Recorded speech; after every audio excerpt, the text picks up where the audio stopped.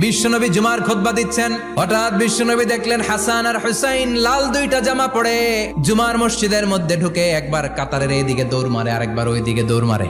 বিশ্বনবী খুতবা থামিয়ে দিলেন, মিম্বার থেকে নেমে হাসান হুসাইনকে দুই হাতে টানতে টানতে মিম্বারের উপরে নিয়ে আসলেন যাতে মুসল্লিদের ডিস্টার্ব না হয়ে যায়। হাসানকে ডান হাতে ধরে হুসাইনকে বা হাতে ধরে বাকি খুতবাটা বিশ্বনবী তখন শেষ করলেন।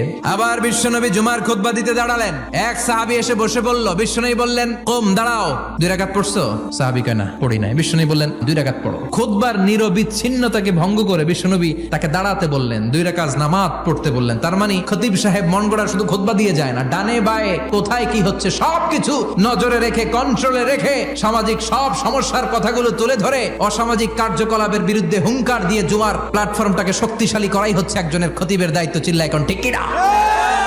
এ কাজই করেছেন বিশ্বনবী 500টা খুতবায়।